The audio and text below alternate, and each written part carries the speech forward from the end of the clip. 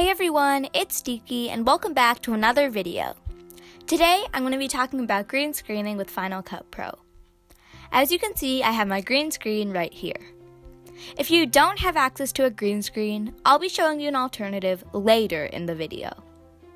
Also, if you don't know what green screening is, it's where we take the background of any video or image and remove it. Just make sure that the background is either green or blue. You can use any object, but I just have this toy car. I'm going to zoom the car through and change the background to a beach, so the car is driving on the beach. Now make sure to smooth out your green screen. You don't want any lumps. Now I have this toy fish attached to the green string to this pencil. I'm going to dangle the fish in front of the green screen and change the background to an underwater scene, so it's like the fish is swimming underwater. As you can see, the string is also green, so it matches the green background, so it's also going to be keyed out.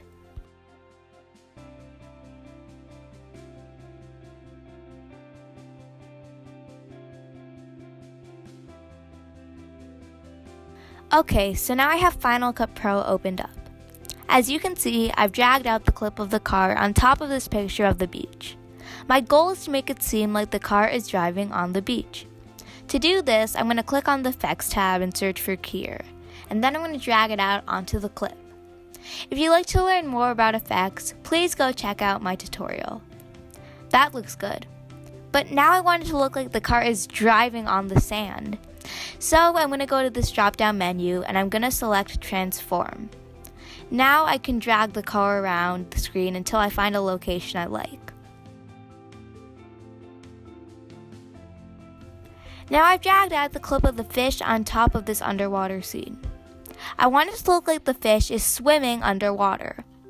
I'm going to follow the same process as last time.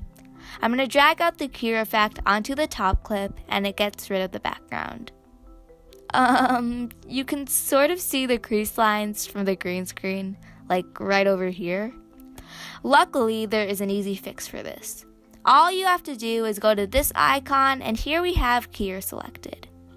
Click on Show and then click on Sample Color and select the part you don't want, and it gets rid of it.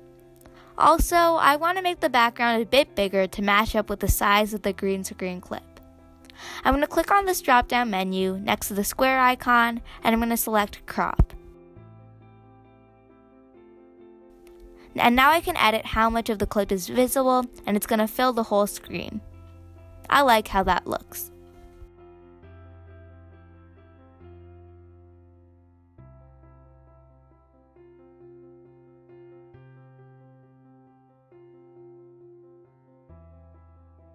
Remember earlier how I said that there are alternatives to using a green screen? Right here I have two green posters that I just got from the craft store. I have the same car as before, and I'm going to zoom it through the green screen. I also have the same fish.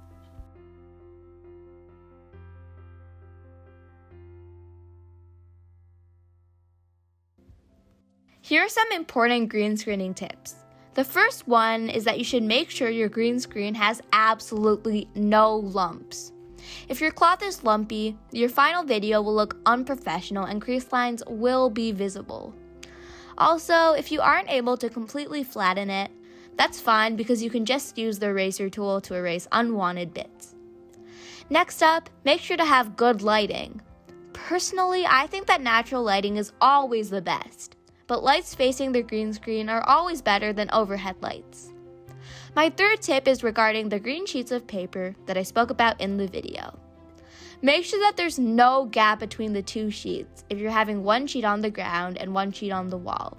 Because if you have a gap, it's going to produce a black line in your video, which is going to look really out of place and weird. Well, that's it for today's video. If you enjoyed it, make sure to subscribe and like this video for more content just like this.